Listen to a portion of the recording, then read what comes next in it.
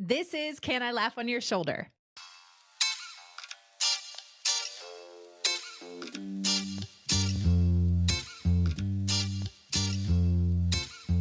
Well, it is a very fun day because I have a returning guest, and that is Dr.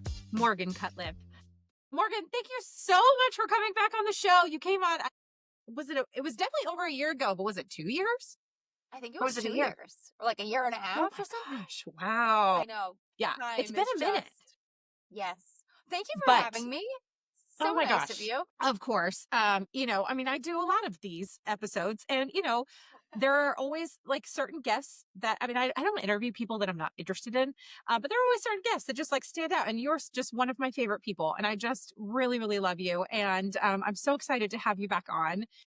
And so for people that are maybe just meeting Morgan for the very first time, she was on the show, like we said, I don't know, 2 years ago, time in the last few years. And that was about her previous book. And that was how to lose yourself Kids. without losing, love your kids without losing yourself. Yes. Yes. My I brain, know. I'm It's sorry. like oh please. It's a tongue twister, isn't it? Like maybe Yes. we need to retitle that guy. No, it's fine. It's fine. And when we're recording this, this is the launch week of your newest book, A Better Share, which we're going to talk about and all of the things. But it's a very special time when guests come on my show for the second time because it's not something that happens. Well, it happens more often now. It didn't happen as much in the beginning, but I always present my guests with a imaginary metaphorical velvet jacket that commemorates your time. It has a big patch of my face on it. It's great. It's just like the SNL Five Timers Club. So it's just a great time. So, and on the first episode, you always give the Morgan 101. So this time you're going to give the Morgan 201. So that's the like, what have you been up to since we last connected? What's going on in your life? What do people need to know? What's exciting? What are you eating or reading or watching these days? Oh my goodness. Okay. Well, thank you for having me back. I feel entirely honored, and the jacket has a wonderful fit. Yes, I know. Awesome. I know. It's a lovely like a mulberry color. That's what I'm envisioning. Yes, it's like Yes. universally Yeah, you're welcome. flattering. It's Okay, fitted. what have Yeah. I been up to? Fitted, of course, obviously. I don't even know. Honestly, I think I've been in a book hole for like the last 3 years. So it's like, what have you been doing? I'm like, I have been writing and launching and then writing and launching. And now I'm excited about what is going to be like Morgan 2.0 after this launch. But I'm trying to think what's new. My kids are older. It's wild when I look back to when I wrote the first book. I mean, they were still kind of like, I think our daughter was younger than our son is now, which is kind of blows my mind. So my kids are 9 and 11, and that's just a different phase of life. My kids are. Yes. Yeah. Yes. So it's is it your daughter who's older? Mm-hmm. Okay. Yeah, she's 11. We're like, okay, so stuff changes at 11. We're like full we're on in it. tween. We are in the Full tween. on. She's Full 11 on. going on 25. 25. Yeah. I'm right with it. It's Yeah, a season. and I didn't know, and we're doing good, but I didn't know it would happen so soon. And I picked up a book and I started reading it. I was like around 11. I was like, yes, they go to their room all the time. Yeah, so that's just a new phase we're in, which is great and awesome and also new. And so there's more to learn. I don't know. I cut my hair. Like I'm not having anything interesting about Morgan 2.0 because I've just been in this book, and it's been such a joy to write this book and to share it. And my poor husband is in it a lot more than he probably signed up for when we got married. And it's been like really, really fun to launch it out into the world. I'm excited to see what it will do, but it feels like that's been my focus. I'm really looking forward to this next chapter, though. Yeah. Coming up for air, sinking back into family a little bit and reevaluating. Yeah. Well, your hair looks so now. I love it. It's so good. The bob is bobbing. Well, it's is like that what nice the kids to cut say? your. Yeah, I guess I'm not hip at all anymore. Like I say things and I get my kids roll their eyes. I was like, oh, this is Same. this is our phase of life. No, I mean, it's just nice to cut my hair when it's like not because of a breakup, you know? Yeah. Or like a midlife crisis. Yes, You're I like, don't I'm think just I'm going having with it. one. Maybe I am. Maybe that's what it is. But Fantastic. Well, okay. So for people that don't know you, that are not familiar with your work, can you just kind of very briefly just let people know, other than writing, what, you're a psychologist, relationship expert, but what does that mean? Like, what do you do? Kind of where is your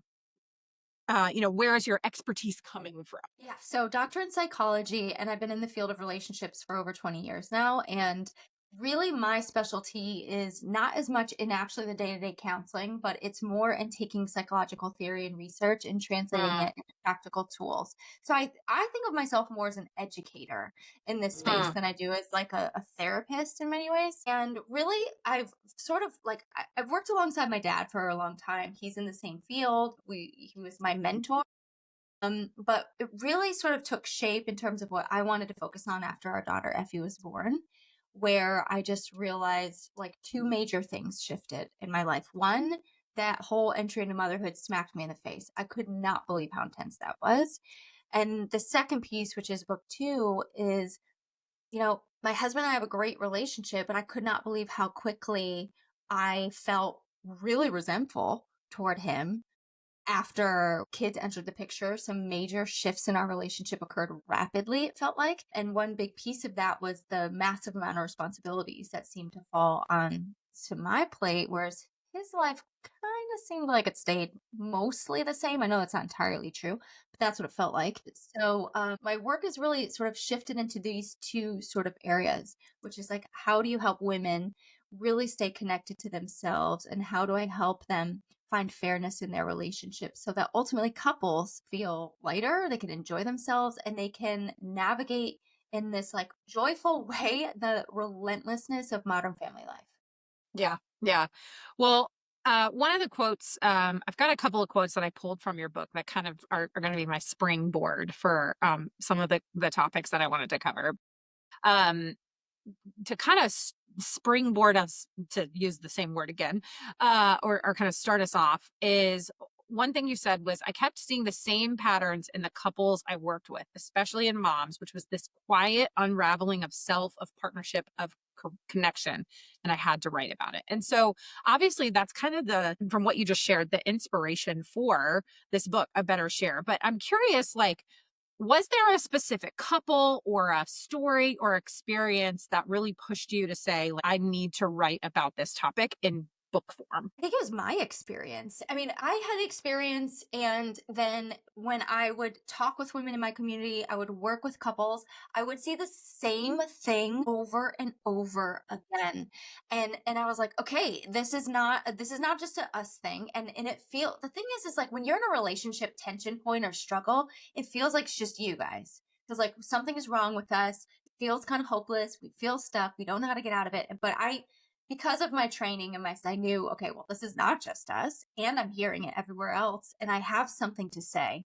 I have something to offer here. I think the second piece, why I really needed to write about this topic in particular and add to the conversation is because if you spend any time on social media consuming anything around this topic, it is a very volatile topic. The mental load is very Yeah. volatile. And overall, it's like pretty hostile toward husbands.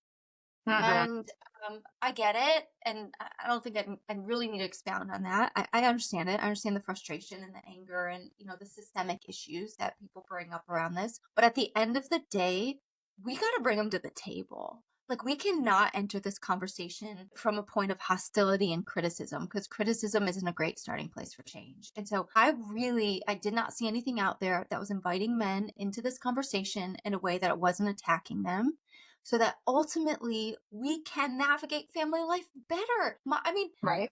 goodness gracious, like modern family life is relentless right now. Well, it's a lot for couples to handle. And so if we just point the finger at our partners, it's not going to get us to a better place. And so that was really a big sort of burning kind of thing on my heart that I really wanted to add to the conversation around that as well. Yeah, that's so good. Well, I want to kind of get into defining, because one of the things you talk a lot about throughout this book is that mental load. And you describe it as, like, it's not just the dishes, the laundry, the school forms, it is this weight of remembering it all. And so, for anybody who might be unfamiliar with this term that often gets, like you said, kind of discussed in social media realms, and you'll see bloggers, and opinion writers and substackers pontificate on this and whatever. So what is the mental load, and how is it different from just like the physical tasks of the everyday life that we all. So like the big picture definition is the mental load is a seemingly never ending running to do list we carry around in our heads. It has two major components. The majority of the tasks involved in it are invisible. This is important because it's hard to then explain to somebody else, hand off to your partner, and it's really hard to get it appreciated and acknowledged. The second thing is it takes up cognitive real estate. So it like crowds out space for important things: peace, presence, patience, putting your emotions, getting in the mood for sex. All this stuff requires brain space.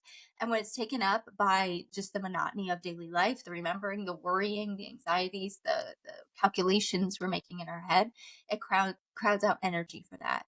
So I just like to say this in case, anybody's listening starts, maybe if usually a guy is listening might feel a little defensive. Everybody has a mental load. Everybody. Our kids are old enough, they have one. However, so it's not like necessarily a women's issue. However, in home and family life, research shows us time and time again, even when women work full time, part time, or stay at home parents, it doesn't matter. We tend to carry the bulk of it. And that's why it's important to talk about, because when it feels really unfair, that's when the resentment will start to develop. The differentiating factor, I think, that really like couples struggle to get on the same page around is that for the most part, men, and I'm kind of broad stroking, like stereotyping a little bit, but men tend to think the mental load is just a list of tasks. Mm. Okay, like give me a list, babe. Tell me what to do. You're making a mountain out of a molehill. I don't know why you're so overwhelmed. And I actually break this down in the book in a visual form, which I think is really helpful. But one of the big differentiators is that the mental load is not just physical tasks. It's not just mental tasks like making lists. It's also the emotional work of the home and family, which is like this never ending cause and effect calculations to try to maximize the positive experiences of people you love. This is like the worrying and the thoughtfulness and the planning and the future projecting. And that's the piece that takes up a lot of space. And so when we really want to understand what the mental load is, we have to understand that each task on our to do list likely unpacks to contain tons of like micro tasks that Right. make up that item that take a lot of heart work, head work, and emotional energy. I mean, as you were talking about that, like, I just immediately went to think about, like, kind of what we were just talking about with having an 11-year-old girl. Like, there's a lot of mental load to constantly navigating the, True. drama and the big feelings. Everyone has big feelings. Okay. We have just a lot of big feelings, and it can be just a lot. Like, sometimes you just are like at your wits end, and then, when your partner, either doesn't understand or maybe downplays or whatever, like, it can be really hard. Well, I'm curious, like, why do you think it is? Because, like, what you were saying, like, again, and this is not negating, like, men do have mental loads, and so do kids, like we all do. But why do you think so many couples end up kind of stumbling into these imbalanced relationship dynamics, often without even really realizing it?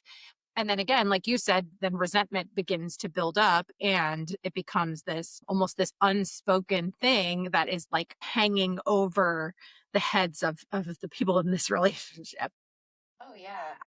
I think my big picture answer is the game is a little bit rigged against us. And so I say a lot of things like that in the book, and I try to break them down and explain them to kind of depersonalize some of these really common frustrations. Because when you're in this bad spot, it can feel like, well, my partner doesn't care, or, whatever, like they're not as invested as me.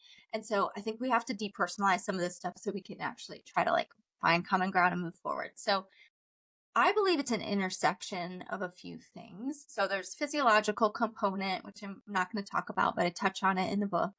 And then there's the socialization piece, which basically the gist of this is that as women, we are socialized to self-sacrifice for the preservation of our relationships.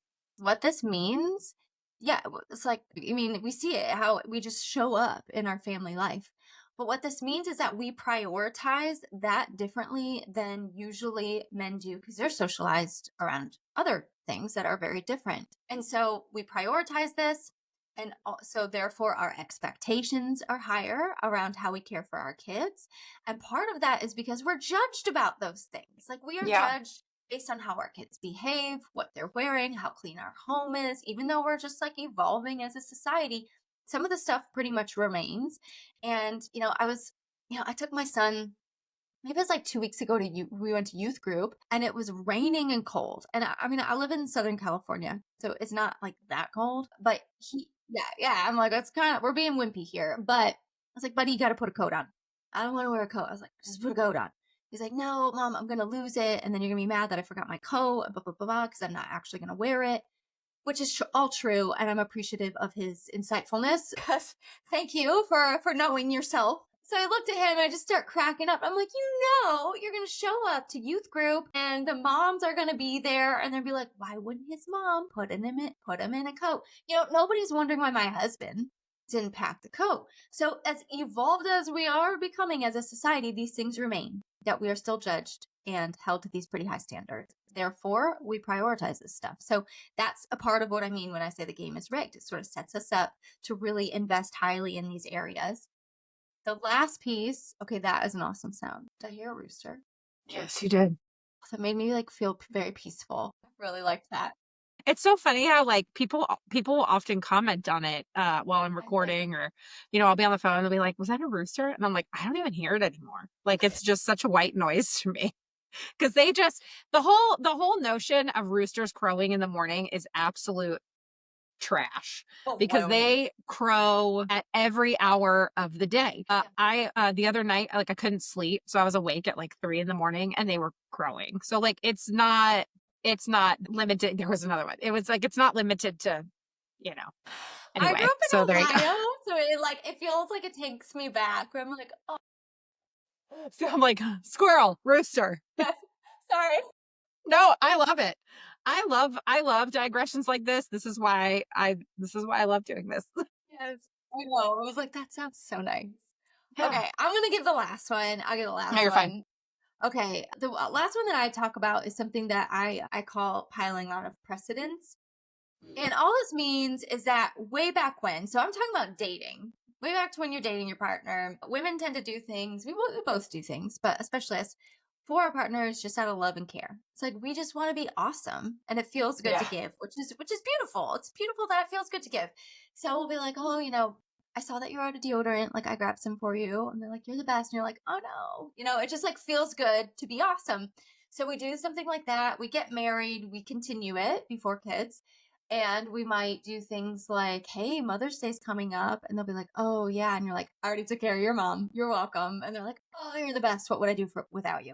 So we take these things out of love and out of care. The first time, our partner's over the top, super pumped that we did it. Really appreciative. Second time, maybe we get a thank you. Third time, it's expected. We have now assumed a responsibility for these tasks. It has been removed from their awareness because we've handled it every other time. And they're like, we depend on you. And before you know it, we have spent all of our dating and our time before kids really loading up our plates with these tasks that now we permanently own, that are kind of invisible at this point because it's out of our partner's awareness. And often it's kind of thankless.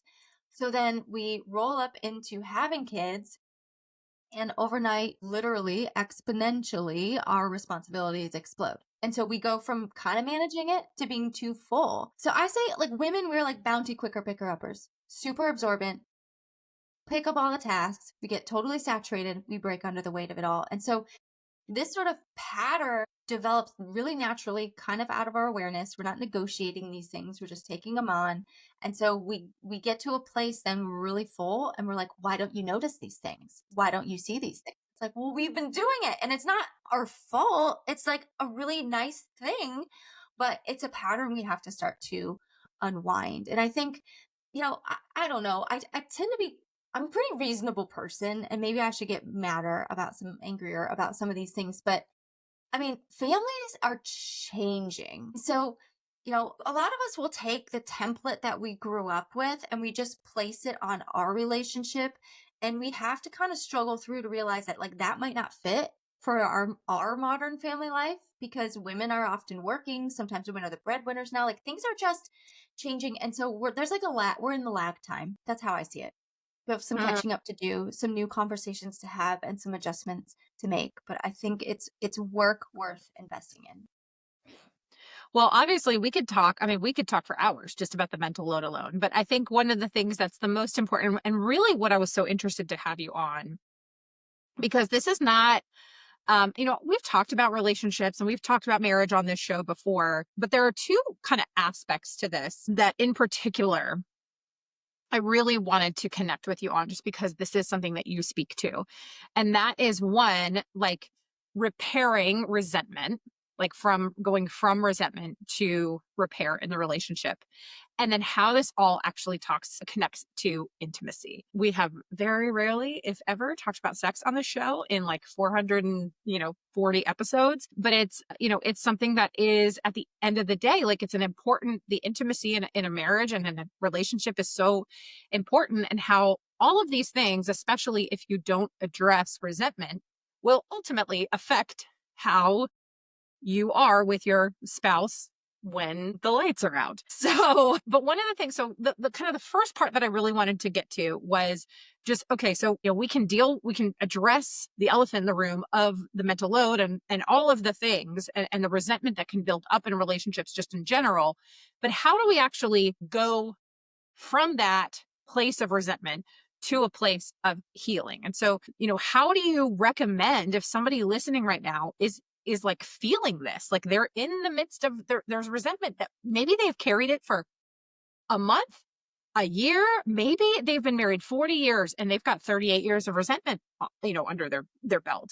So how do you recommend couples begin to talk about unfairness, resentment, or things that have kind of lurked beneath the surface in a way that is heard without sparking a massive blowout fight? Yeah, which is one of the hardest issues, I think, for Right. couples to really get through is like, how do we talk about stuff without it spiraling into this defensiveness piece? And so Right. I talk about this specifically when it comes to the mental load. So to heal resentment, either you're going to have to just kind of be like, I accept all of the injustice and I am going to choose to love my partner through it. And I'm going to choose to shift my focus and all these things and get past resentment, right? That's one thing which kind of sinks and is very hard. But really, if you're going to heal this resentment, the first piece is some things might need to change and be renegotiated in the relationship. So it's hard to kind of heal it when it's ongoing. So I have a perspective where I believe when we talk about the mental load, and you can really apply this to really any issue in your relationship, which is that you Yeah. have to externalize the problem. So I'll give a couple of suggestions because the defensiveness one is big. So if you have a partner who often gets defensive, the setup to the conversation can become really important. Some people love this, some people hate this. I think it's pretty effective, but I like to hedge the defensiveness. So I would enter the conversation sounding something like this. I have something I want to talk with you about. It's been on my heart for a really long time. I love you. Nothing big is happening here. Like sometimes just the can we talk stirs up a lot of anxiety. So you Hi, need to that's me. reassure. Yeah. So Panic. maybe some reassurance would feel like really nice. Like, we're Hmm. good. I love you. So take a breath. Like, we're just going to talk. So you might need to do that. And then you say, this has been on my heart for a long time. I am nervous to share this with you because I've worked up a lot of energy and courage to talk about this with you. And I'm worried you're going to I'm worried you're going to get defensive. Hmm. And so you put it on the table. We need to be like very transparent, I think, in our relationships. I'm worried you're going to be defensive. Can you hear me without getting defensive? They will almost always say yes, even if they can't. So this is what it does. Number one, if they start to feel defensive, it may slow them down. And now they have this internal conflict they're wrestling with. Like, if I Yeah. get defensive, I prove them right. And I don't want to do that. So it may cause pause, which is helpful. The second thing that it will do is it gives you an opportunity to address the defensiveness if it shows up. So if they still get defensive, you can say, hey, I notice you're getting defensive. One, you can say, do you want to take a break? Or you can say, two, what are you hearing me say right now? This is an opportunity to correct the interpretation of your words. A lot of times we hear things very differently than our partner means them to come across. So that's the setup. The second piece, and I'll give the mental load example, I would say something like, as you've probably noticed, I've seemed pretty overwhelmed and stressed. Our partners will feel our like intensity and they don't really like it. We don't really like that when we're in those places. So you probably feel my overwhelm, my intensity. And I realized there's actually a name for this. It's something called the mental load, which is essentially the massive amount of responsibilities we're navigating as a family. And you can break it down later. And I have realized that I have just sort of kind of like soaked a lot of these responsibilities up. A lot of them happen kind of out of your awareness. I'm not blaming you. It's just sort of like the pattern we've fallen into. But it's starting to affect me. It affects how I feel in our family, how I feel in our relationship. I think it probably affects our dynamic. There's a lot more tension. We're more logistical than we are relational. And I want to talk together about how you and I can navigate the massive amount of responsibilities that we have as a family in a new way so we both feel supported and good in our relationship. When you externalize the problem, it usually will help lower defensiveness and help you have a more productive conversation. So good. I think I remember actually, this is something I won't go into the details, but my husband and I, we're not, he would be okay with me sharing this. We're not fighters. Like we just don't really fight. And I Mhm. realize that that might be uncommon for a lot of couples, but we've certainly had our disagreements. And we've certainly had our moments of tension and resentment that has, quietly built up. And I mean, I remember we were having a talk a couple of years ago, and this is something that I was learning about myself, is that just in our communication styles was, I remember he said something and it really upset me. And I remember at the time pausing and I said, I'll be honest, what you just said, I am pretty upset by. I need clarification on if I'm interpreting it correctly. And in the end, like, I was interpreting it wrong. And he admitted that he was like, I probably worded that not great. You know what I mean? So, but what I did was, even though I was like, emotions were pretty high, because again, like, my personality is like, the absolute worst thing you can say to me is we need to talk. Like, Right? that will put my blood pressure at a level that is like I will go into cardiac arrest. It's just the most stressful thing for me, is for somebody to say, we need to talk. Whereas like my husband, Enneagram 8, who is like, bring it on, bring on Let's the go. conversation. I'm down. And me, Enneagram 2 over here, is like, you know. So but something I have learned to advocate for myself in those situations, where sometimes like I realize that maybe he's being very blunt because that is his communication style, whereas I'm more of a compliment sandwicher. So like I'm going to be more likely to soften things or word things, and then I have to figure out how I'm interpreting things. So I think that that is such a key piece of this here, where you talk about that Yes. moment of, if you're having a conversation with your spouse where there's potentially disagreement or potentially misunderstanding or defensiveness, where it's like, and I think I heard somebody else say this once too, where it's like, sometimes even if you're trying to convey something, you might say something and then ask your spouse to say, can Yeah, you say it tell me back. what like, say it back, like, what are you understanding from what I'm saying? And then that way there's no ambiguity, there's no like, just miscommunication, because so often that's where it ends up. You go down a rabbit hole, and then you've almost just like made things worse than they were before. Yes, we have to normalize editing mid Yes. conversation. Yeah. Yes. Yeah. And Yeah. I'll just say to you, like the can we talk thing is really normal. It's usually in the reverse. So, but it's very normal. And I think you bring up a good point, which is like there's individual differences in how we show up in our relationship. So traditionally men have to struggle with that, but it's not always the case.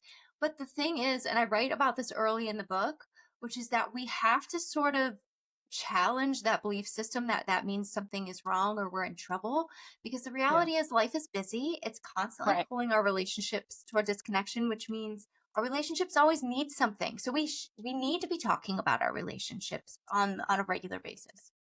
Yeah. Yeah. So good. Okay. Well, so let's connect this to that intimacy piece, because I think, again, this is such an important piece, is that the reality is that when, at the end of the day, more certainly, this is not an overall generalization, but let's be honest, in general, is that most couples that are not communicating are likely not being intimate with one another in the way that they need to be.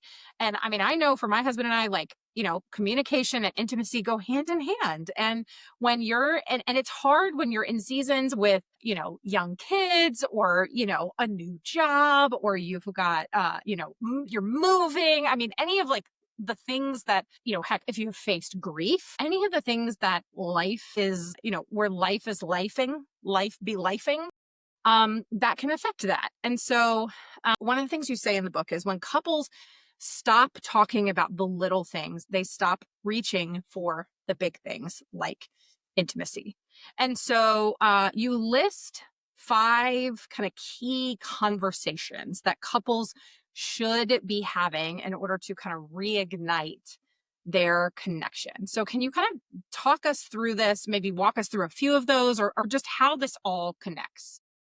Yeah, I'm going to start with how it connects, and I'll give you one of the key conversations because there's just a lot to unpack, and I don't want to go too far into the weeds. So, can I say sex? Are we You good? can. You can say Okay. sex. Okay, I'm comfy with this. So, Yeah, okay. yeah, you can talk about sex. Let's Okay. talk about sex. Okay, sorry. So there's 3 ways the mental load can impact desire. So I'll rattle those off really quickly. The first one is the one I started with and when we defined it, which is that for most women, we're going to stereotype a little here. For most women, there's always individual differences. To get turned on, our brains have to be turned off. If our Mm. mental load is taking up a ton of space in our minds, it's hard for us to access a sexy state of mind. So that's number one, how it connects. Because we gotta like sink into it. We gotta be thinking about it. It's hard to find it under all the stuff. So the second piece is that sex is incredibly vulnerable. It is a very vulnerable act. It requires a feeling of safety with your partner, safety in yourself. So if you're expressing whatever needs you might have to your partner, you're coming to them with something you want to change in the relationship, you're trying to tell them about your day, any of these things, and you're met with dismissiveness, defensiveness, I call it the hardship Olympics, like this tit for tat stuff, you are going to receive a message that your partner is not safe. They are not somebody you can turn to. They are not like predictable in all of the best ways. And this is going to be hard to find your desire with your partner because sex requires this feeling of safety and vulnerability. So that's the other piece. Especially if you have resentment, it's like real hard to find. The third is a dynamic that occurs very frequently around this topic specifically, which is that usually the woman will come to her partner expressing overwhelm and wanting more participation. He may respond with some level of defensiveness, and she will then up the ante, kind of like maybe nag a bit, come after him a little bit more, chase him sort of like, come on, I really need this, sort of making these little side remarks. And what this does is it creates a parent child dynamic. So now not only is she now the nagging mother, which she's going to resent occupying that role. Nobody signed up to be that in their relationship, but now it's like not that attractive to him either to have a wife who's kind of nagging. And then this just sort of is like, I talk about like a corkscrew, like you're just getting further into this dynamic, leading to disconnection. So that's why it's important. That's why you got to talk about this stuff and figure this out, and your relationship becomes a major issue. So, one of the conversations I think is really important to have is around what sex means to you. So, I think when we're in a bad spot in our relationship, again, stereotyping, a lot of women can feel like sex is a chore. Sex is something they do for their partner. Sex is something that their partner's only, like, it's the only time they're pursued by their partner. And so we can start to kind of like resent it rather than feel like it's something we also, get something out of. And when you talk about what sex means to you, you get to the heart of a really important difference, which is that for a lot of women, connection is required in order to find their desire. For a lot of men, sex is important to feel connected. So when you have a conversation and you ask something along the lines of, how do you think I feel about you when our sex life isn't going well? That is a very revealing question and helps to uncover a lot more depth to your sex life. Sex is relational. It's not just a physical act, it's a relational act. And so it really helps couples to explore that together and sort of attach new meaning and new kind of narratives around what's going on in their sexual relationship. That's so good. Yeah. And like I said, it's just something that, you just unless you begin to name these things, then often you end up like spiraling into like crazy town. So what is the thing that, again, I mean, we could go down some serious rabbit holes. We could spend a lot of time on this. But as we kind of begin to wrap up our time, like what would your advice be to the person listening, whether it's a husband or a wife, whatever, relationship, because I have men and women that listen to the show, like if this is something that they know that they really want to begin to kind of reignite that spark, if we want to use that, or just feeling sexy again, or feeling desired or desirable or desiring their spouse, where would you recommend they even start? Yeah, well, I think you start outside the bedroom. That's my bias. I think sex starts outside the bedroom. We tend to think of it as something that's only happening when the doors are closed, the lights are off. It's like that's our sexual relationship. So I would say this is a hard question because there's a lot more to it. But if you want to immediately shift the tone in your relationship and start to build bridges back to each other, I think you have to be excessive with pouring on gratitude and appreciation. Start sharing how you bless each other's lives. I have in the book an ultimate compliment formula, which is observation of a personal quality or something that you notice your partner does, plus how it makes your life better. And it's if you start doing this regularly, you'll start to soften the dynamic, which then gives the opportunity to kind of work on some of these things. It's hard to work on these things when you feel at odds with each other. It's hard to like repair the spark and things when you feel like you're so cold and distant. And so first start to build those bridges, then you can get into repairing a lot of these things. Also just I'll give you the Well, I was tools. gonna, well, I was gonna say that. Yes, I mean, and one of the things you say in the book is like the goal in this is not this 50-50. Like it's not like that you've achieved, because the reality is equal balance is never going to happen in a relationship. And it's really just feeling like you're in it together, that you're a team. So I just think that this is such a great you have so many practical tools in this book for couples that are in various stages. And I think too, like one of the important things too is that maybe if you're newly married or engaged and this isn't really a season you're in yet, I think often I've used or heard the analogy of like um like you go to get a tune up on your car and the oil changed, like not when your car is broken down, but just to maintenance. And so kind of being proactive in this is really important too. So Morgan, man, like I said, I could talk to you forever about this stuff. And I just am so grateful for what you're doing. So can you share, where can people buy the book and, get the audiobook, and how can they connect with you and learn more about your work and all of Yeah, that? thank you. I love being here, so thanks for having me. Yeah. The book is A Better Share: How Couples Can Tackle the Mental Load for More Fun, Less Resentment, and Great Sex. You can get it anywhere books are sold. Also, it's on Spotify and Audible. I'm the narrator, and so Yes. that was fun. And you can learn more about me on Instagram. My handle is Dr. So it's Dr. Morgan Cutlip, and then also my website is the same, drmorgancutlip.com. Awesome, Morgan. Thank you so much for being here. You're amazing. And thank you so much for, like I said, for doing this work that so many couples are going to benefit from. Thanks for having me.